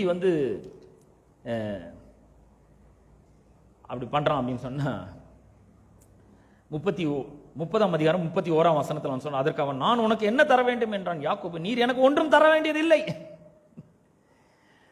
பிசாசு பல ஆஃபர்களை கொடுத்து நம்மளை இருக்கிற மாதிரி அதே நிலைமையிலே வச்சிருக்கிறான் பாருங்க. ஐயோ, இந்த வேலையை விட்டு போனா அவ்வளவுதான், குடும்பத்தை எப்படி நடத்துவ, வருமானம் எப்படி வரும், இதை தாண்டி வேற எதுவும் செய்ய முடியாத அளவுக்கு பல மணி நேரங்களை ஒரே வேலையில செலவிட்டு குறைஞ்ச சம்பளத்தை வாங்கி நிறைய செலவு செய்து பயங்கரமான கடன்காரன் ஆயிட்டு இருக்கிறோம். ஆனா கர்த்தர் எப்படி யாக்கோபுக்கு கொடுக்குறாரு பாருங்க, நீர் எனக்கு ஒன்றும் தர வேண்டியது இல்லை, நீ எனக்கு ஒன்றும் தராத வேண்டாம், நான் சொல்றபடி நீர் எனக்கு செய்தால் உம்முடைய மந்தையை திரும்ப மேய்த்து காப்பேன். நான் இன்றைக்கு போய் உம்முடைய மந்தைகளை எல்லாம் பார்வையிட்டு அவைகளை புள்ளியும் வரியும் கருப்பும் உள்ள செம்மறி ஆடுகளையும் வரியும் புள்ளியும் உள்ள வெள்ளாடுகளையும் பிரித்து விடுகிறேன். அப்படிப்பட்டவை இனி எனக்கு சம்பளம் வரும். எது வரியா இருக்கோ, எது புள்ளியா இருக்கோ அதெல்லாம் எந்த வரியும் இல்லாம புள்ளியும் இல்லாம இருக்கிறதுலாம் உண்டு. அப்படியே இனிமேல் என் சம்பளம் வாங்கி இவற்றை நீர் பார்வையிடும் போது என் நீதி விளங்கும். புள்ளியும் வரியும் இல்லாத வெள்ளாடுகளும் கருப்புமான செம்மறி ஆடுகளும் என் வசத்தில் இருந்தால் அவையெல்லாம் என்னால் திருதி கொள்ளப்பட்டவர்களாய் எண்ணப்படட்டும் என்றான். அதற்கு லாபான், நீ சொன்னபடி ஆகட்டும் என்று சொல்லிட்டான். அவ்வளவுதான். சொன்ன உடனே அன்னைக்குல இருந்து எல்லாம் பிரிக்க ஆரம்பிக்கிறான் பாருங்க. 43ஆம் வசனம் சொல்லுது, 30ஆம் அதிகாரம் 43ஆம் வசனம், இவ்விதமாய் அந்த புருஷன் மிகவும் விருத்தி அடைந்து, பிரியமானவர்களே, வெறும் கையோட கோலோட 20 வருஷம் படாத பாடுபட்டு உழைச்சி வெயில்ல அப்படியே வெயில்ல மாடா உழைச்சி ஓடா தேஞ்சி 20 வருஷம் ஒரு சேவிங்ஸும் கிடையாது. ஆனா இப்போ ஆண்டவர் இன்னோவேட்டிவ் ஐடியாவை கொடுத்த உடனே அவன் பெருக ஆரம்பிக்கிறான். இவ்விதமாய் அந்த புருஷன் மிகவும் விருத்தி அடைந்து திரளான ஆடுகளும் வேலைக்காரிகளும் வேலைக்காரரும் ஒட்டகங்களும் கழுதைகளையும் உடையவனானான். பெரிய லெவல் வந்துட்டான் கொஞ்ச நாள் உள்ள.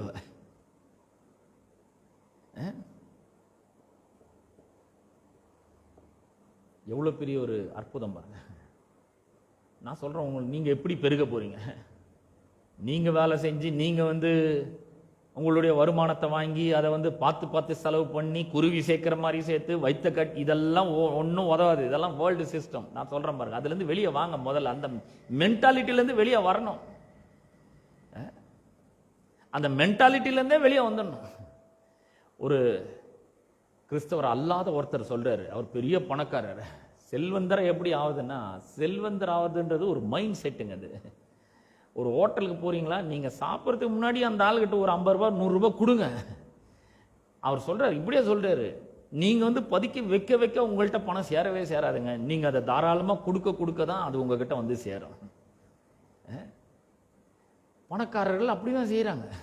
எப்படி செய்யறாங்க? போனா கொஞ்சம் நல்ல லிபரலா கொடுக்குறாங்க, தாராளமா விரிக்கிறாங்க. வேதாமத்துல ஒரு வசனம் இருக்கு, வாரி இறைத்து செல்வந்தர்கள் ஆகிறதும் உண்டு, பிசினிதனம் பண்ணி கஞ்சத்தனம் பண்ணி வறுமை அடைவாரும் உண்டு அப்படின்னு இருக்குது.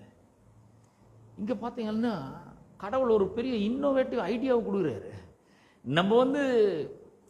நம்ம எப்படி இருக்கணும்னா நம்ம வாரி வழங்குறவர்களாக இருக்க வேண்டும். கடவுள் வெறும் நம்மளை மட்டும் ஆசீர்வதிக்கிறதுக்காக இதெல்லாம் கொடுக்கலங்க. நம்ம மூலமாக இந்த உலகத்தில் இருக்கிற குடும்பங்களை, சந்ததிகளை ஆசீர்வதிக்க வேண்டும் என்று விரும்புகிறார். நீங்க மட்டும் நல்லா இருந்தா போதாது, 4 குடும்பம் நல்லா இருக்கணும்னு நினைக்கணும். நீங்க மட்டும் நல்லா இருந்தா போதாது, நீங்க மட்டும் எனக்கு கடவுள் ரொம்ப நல்லா இருக்கிறாருங்க, நல்லா வச்சிருக்கிறாருங்க, எனக்கு எல்லாத்தையும் கொடுத்துக்கிறாருங்க, எனக்கு அது போதுங்க அப்படின்னு சொன்னா அது போதும். அதுக்காக கிடையாது. அதெல்லாம் மீதெல்லாம் நீங்களே பதுக்கி வச்சுக்கிறதுல. நீங்க என்ன பண்ணுவோம், 4 குடும்பத்துக்கு நல்ல உங்களால முடிஞ்ச காரியத்தை செய்ய ஆரம்பிக்க வேண்டும். அப்பதான் உங்களுக்கு தெரியும், என் ஆதாரம் என்னுடைய சம்பளம் கிடையாது, என்னுடைய வேலை கிடையாது, நான் வாங்குற வருமானம் கிடையாது, என் கையில வர்றது கிடையாது.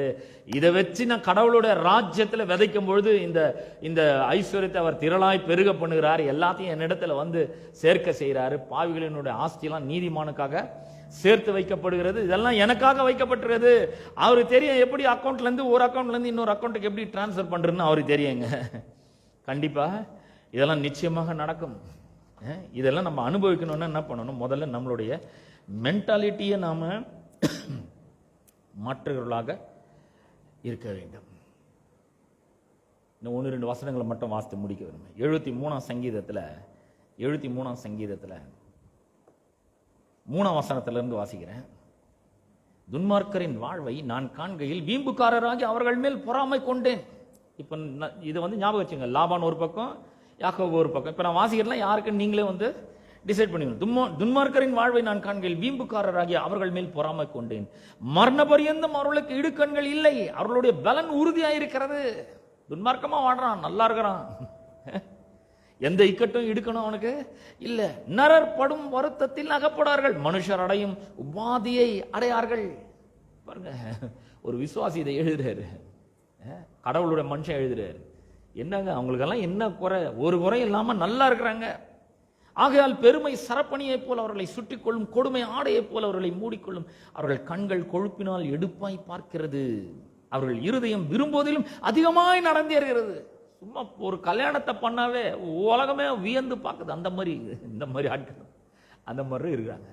ஆனா ஆண்டவருடைய பிள்ளைகள் எப்படி இருக்காங்க? இப்படிதான் அவன் யோசிக்கிறான். 12ஆம் வசனத்தை வாசிக்கிறேன். இதோ இவர்கள் துன்மார்கள், இவர்கள் என்றும் சுகஜீவிகளாய் இருந்து ஆஸ்தியை பெருக பண்ணுகிறார்கள். என்ன பண்றாங்களா? ஆஸ்தியை பெருக பண்றாங்க. நமக்கு தெரிய மாட்டேங்குது எப்படி பெருக பண்றது. நமக்கு ஆண்டவருடைய பிள்ளைங்களுக்கு ஒண்ணுமே தெரிய மாட்டேங்குது. ஒரு பிசினஸ் காலடி எடுத்து வைக்கணும்னா 1000 ஜெபம் பண்ணணும், 1000 ஊழியக்காரர்கிட்ட போய் கேட்கணும், ஒரு ஆட்டோல வசனம் தெரியணும். என்ன பண்றோம்? இதுக்குள்ள இன்னொருத்த நல்லா வந்துடுறாங்க. இவர்கள் என்ன பண்றாங்கன்னா ஆஸ்தியை பெருக பண்றாங்க, வாழ்க்கையில ரிஸ்க் எடுக்கிறாங்க, தைரியமா ஒரு காரியத்தை செய்யறாங்க. நான் கேட்கிறேன், ஏன் பெருக பண்ணுகிறார்கள்? எதுக்காக இவர்கள் ஆஸ்தியை பெருக பண்ணுகிறார்கள்? இன்னொரு வசனம், பிரசங்கி 2:26 உங்களுக்காக வாசிக்கிறேன். பிரசங்கி என் புஸ்தகம் 2ஆம் அதிகாரம் 26ஆம் வசனத்தை வாசிக்கிறேன். தேவன் தமது பார்வைக்கு நல்லவனாய் இருக்கிறவனுக்கு ஞானத்தையும் அறிவையும் இன்பத்தையும் அளிக்கிறார். பாவம் செய்கிறவனுக்கோ தமது பார்வைக்கு நல்லவனாய் இருக்கிறவன் வசமாய் வைத்து விட்டு போகும் பொருட்டு இந்த ஆஸ்தியை பெருக பண்ற எல்லா தொல்லையும் அவனுக்கு கொடுக்கிறார். ஏன் பெருக பண்றாங்க? அவர் பார்வைக்கு நல்லவரா இருக்கிறவனுக்காக சேர்த்து வைக்கிறாங்க. ஹலோ, இப்ப நம்ம வேலை என்ன? அவர் பார்வைக்கு நல்லவனா இருக்குது. ஒரு மனுஷன் கஷ்டப்படுறான்னா நீங்க பாக்குறீங்களா, அவனுக்கு என்ன பண்ணணும்? கடவுளுடைய அன்பை வெளிப்படுத்த வேண்டும். அவனுக்கு தேவையான உதவிகளை, ஒரு சின்ன சின்ன உதவிகளை உங்க லிமிட்டுக்குள்ள நீங்க என்ன செய்ய முடியுமோ அதை செய்யணும். அதைத்தான் ஆண்டவர் எதிர்பார்க்கிறாரு. அப்ப இதுக்காக தான் அவங்க எல்லாம் சேர்க்கிறாங்க. லாபான் எதுக்காக சேர்த்தான்றீங்க?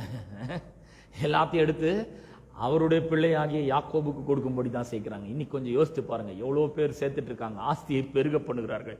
நமக்கு வயிறுலாம் எரியுது. என்னடா, நான் ஆண்டவரை விசுவாசிக்கிறேன், எனக்கு ஒரு நல்ல கார் கூட கிடையாது, தங்கத்துக்கு ஒரு நல்ல வீடு கிடையாது, வாடகை வீட்டில் இருக்கிறேன், பணத்துக்கு கஷ்டப்படுறேன். நீங்க கஷ்டமே பட தேவையில்லைங்க.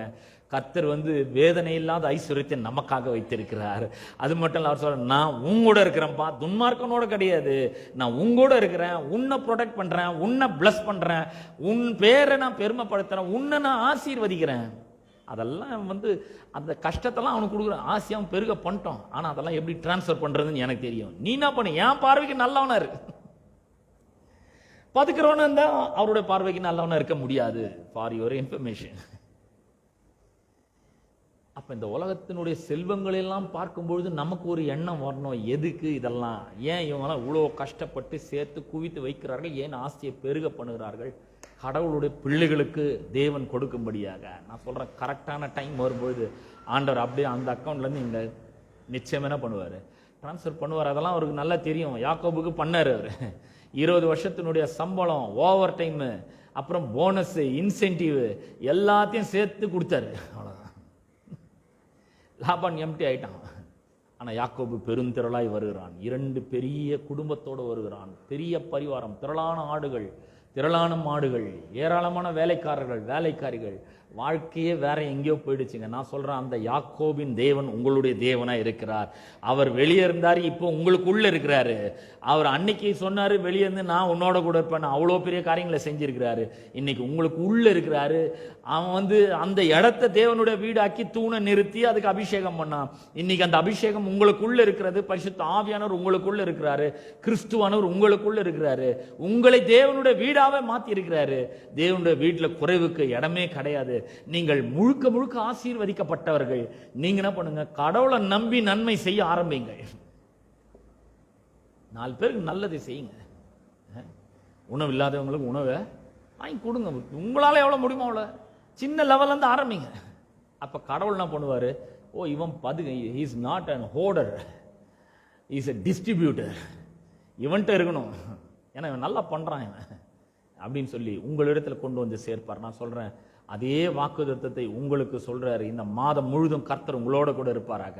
இந்த மாதம் முழுதும் அவருடைய பிரசன்னம் உங்களை வாழ வைக்கட்டும். இந்த மாதம் முழுவதும் அவருடைய ப்ரொடெக்ஷன் உங்களுக்கு உண்டா இருக்கட்டும். இந்த மாதம் முழுவதும் அவருடைய ப்ரொவிஷன் உங்களுக்கு உண்டா இருக்கட்டும்.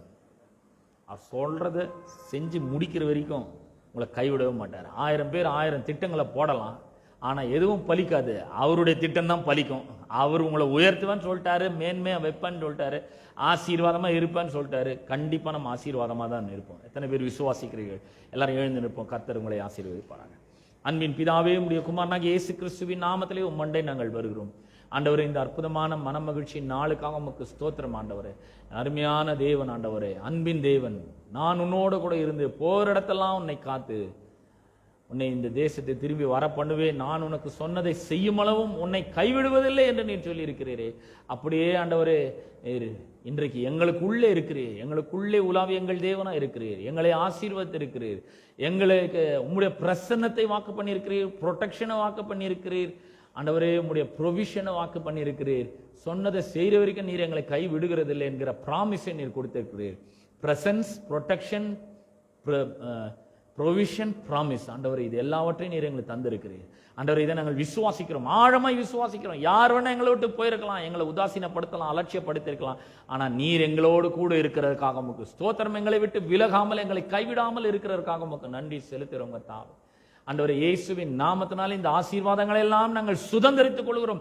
இது மேல நாங்கள் கையை வைக்கிறோம், இதை வாயில வச்சு பேசுகிறோம் ஆண்டவர். இந்த ஆசீர்வாதம்லாம் இந்த மாதம் முழுதும் எங்களுக்கு உண்டாகட்டும் என்று நாங்கள் ஜெபிக்கிறோம். குறைவெல்லாம் நீங்கட்டும், நிறைவு உண்டாகட்டும். நீர் யார் என்பதை எங்களுக்கு வெளிப்படுத்தி இருக்கிறீர். நீர் நல்ல தேவன், ஆசீர்வதிக்கிற தேவன், உயர்த்துகிற தேவன், மேன்மைப்படுத்துகிற தேவன். ஆண்டவரே, எங்களை கைவிடாத தேவன், சொன்னதை செய்கிற தேவன், உண்மையுள்ள தேவன். ஆண்டவர் எங்களோடு கூட இருக்கிறவர், எங்களை பாதுகாக்கிறவர், எங்களை பராமரிக்கிறவர், எங்கள் தேவைகளை எல்லாம் சந்திக்கிறவர் என்று உண்மை எங்களுக்கு வெளிப்படுத்தி இருக்கிறதற்காக உங்களுக்கு ஸ்தோத்திரம். நீ சொன்னதெல்லாம் இந்த மாதம் முழுவதும் செய்வீராக ஆண்டவரே. தகப்பனே, உமக்கு ஸ்தோத்திரம். ஆசீர்வாதம் நிரம்பி வழியட்டும். உங்களுடைய மக்கள் மேல இந்த ஆசீர்வாதத்தை கூறுகிறேன். இணையதளத்தின் மூலமாக பார்த்து கொண்டிருக்கிற மக்கள் மேல இந்த அப்படியே இந்த ஆசீர்வாதத்தை கூறுகிறேன் ஆண்டவரே. அப்பா, I declare God's presence, divine presence, Lord. I declare God's protection, divine protection, Father. In the name of Jesus, I declare God's divine provision be upon them, O Father. Let this promise be fulfilled in their lives, O Father. I declare every blessing upon them. தொடர்ந்து அவர்களை ஆசீர்வதிப்பீராக. துதி, கனம், மகிமை எல்லாவற்றும் ஒருவருக்கே நாங்கள் செலுத்துகிறோம். இயேசுவின் இணையற்ற நாமத்தில் நாங்கள் ஜெபிக்கிறோம் எங்கள் ஜீவனுள்ள நல்ல பிதாவே. ஆமேன், ஆமேன். நம்முடைய கர்த்தராகிய இயேசு கிறிஸ்துவின் கிருபையும் பிதாவாகிய தேவனுடைய அன்பும் பரிசுத்த ஆவியானவருடைய ஐக்கியமும் பாதுகாவலும் வழிநடத்தலும் இன்றும் என்றும் சதா காலங்களிலும் நம் அனைவரோடும் என்றும் இருப்பதாக. ஆமேன்.